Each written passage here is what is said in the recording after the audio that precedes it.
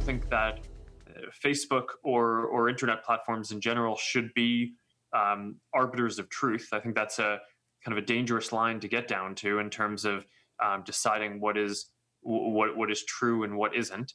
And I think political speech is one of the most sensitive parts in a democracy, and people should be able to see what politicians say. Well, that was Facebook CEO Mark Zuckerberg defending his controversial position not to prohibit or even label as false or untrue political messages and campaign advertisements, even if they mislead the public. As of this week, Facebook and Twitter are in two opposing camps. For the first time ever, Twitter has flagged several of U.S. President Trump's tweets, which Twitter does when the accuracy or truthfulness of the content is in doubt. It was an angry tweet about mail-in ballots, which Trump opposes, that started this. Trump tweeting, "There is no way, zero, that there'll be anything less than substantially fraudulent."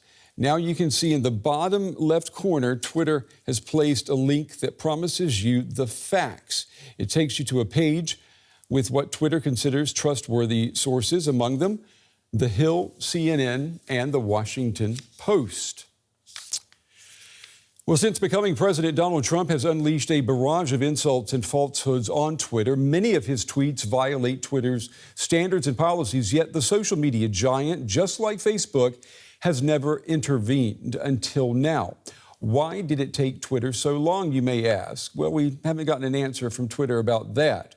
What we do know is that it took Trump about 24 hours to react to being flagged. The U.S. president tweeted a threat, as you see right there, to regulate or shut down social media platforms. Well, President Trump has now signed an executive order that could challenge many legal protections for social media companies. In 1996, the U.S. Congress passed the Communications Decency Act, which sees social media companies as conduits for activity carried out by users. Social media companies are not legally liable for the content posted by users. Now, this law has become the global standard. Journalists and media analysts warn that a change to this legislation could chill all forms of free speech and expression. All right, for more now, I want to pull in Bill Sillcock. Bill worked as a journalist in the U.S. He is now an assistant dean and professor at the Walter Cronkite School of Journalism and Mass Communication at Arizona State University. He joins me tonight from Phoenix. Bill, it's good to have you back on the day. Donald Trump, he's not the first president to complain about the media or even to threaten to take action against the media. He is the first president to sign an executive order to punish social media. Put this into perspective for us. What does it all mean? Thanks, Brent. Well, it's good to be back with you and with your viewers there on Deutsche Welle worldwide. I think one of the things to remember, quick history piece, Vice President Agnew under Richard Nixon, he did this, a famous speech. Actually, the words liberal bias can be attributed back to that speech. Nixon himself, the president at that time, Agnew was his vice president. He took the journalists individually to task in a pretty chilling way. Dan Rather stood up to him courageously in a press conference, Daniel Shore. So some of the history that we see back there in 1968, as Mark Twain says, history doesn't repeat itself, it rhymes. We've seen that in the Donald Trump presidency as he's treated various journalists. The U.S. Congress, not the U.S. president, has the authority to change the law regarding social media platforms in this case. Nevertheless, when the president does what the president did today, I mean, there have to be consequences for the media. What are they? Well, I think there's a little bit of a route. There will be. You watch this in the next 24, 48 hours, and it's been interesting since we've been on the air, is literally when he just signed it. I kept watching to see when that happened, and it's now been confirmed.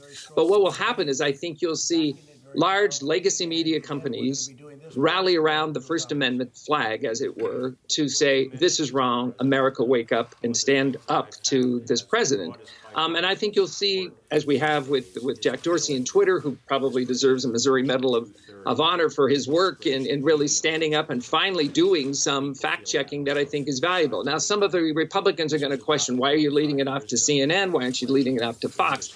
That's okay. We need to get those voices of ideas. One of the things I want to make really clear that's really important is really what this is about is a lack of media literacy. There is not enough media literacy in this country, indeed in the world, because all of this social media has happened so quickly.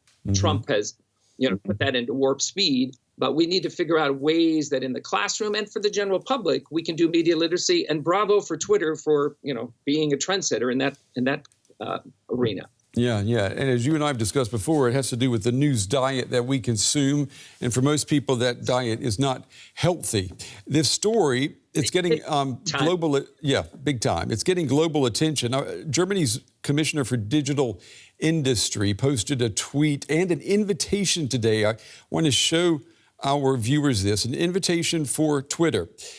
He writes, "Here you are, free to criticize the government as well as to fight fake news. We have a great startup and tech ecosystem here in Germany. Your company would be a perfect fit, and I will open any doors for you." So there you go, an invitation for Twitter to relocate. I mean, isn't that the upshot of any move to regulate social media or Twitter, that they'll just pick up and relocate? Yeah, maybe it's whack-a-mole around the world. I'm not sure exactly what will happen. Bravo for your German diplomat who reached out. I don't think Twitter's going to do that. Twitter needs Trump, and Trump needs Twitter. But bravo for Jack Dorsey for going out there and putting a line in the sand and say, we've got to stop this, especially as we get heightened into closer to the elections. Don't forget what else was going on. 100,000 Americans are now dead of COVID. Just like Reagan was a master of seizing the agenda of the everyday media diet through visuals, Trump is doing that through Twitter, and it's just repeating itself. You say our literacy needs to be improved. So does anyone really care about this executive order? Do they care that the president signed it today? Some people will. It is a chilling effect. Remember, it's got to go through the courts, and it's practical. They're not going to come and shut down Twitter and shut down the internet. That's not going to happen. We have a First Amendment, of course, in this country, and on every floor here at the Walter Cronkite School, we have the First Amendment prominently by the elevator. So I think on a personal note, for me as a journalist, as a journalism educator, yes, it is a little chilling to see the president go this far, but we've been there before with Nixon and Agnew, and I don't think that we have not heard the end of this, and Trump is a master. He's both studied by political scientists and journalism educators for years to come on how he can seize the agenda. But I think there's no real practical implication of what this is, except it's going to make a lot of noise and take away from what's really going on in this country and in the world, a global pandemic.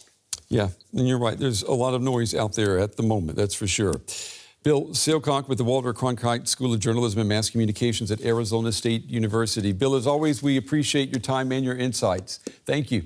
Yeah, vielen Dank and guten Nacht.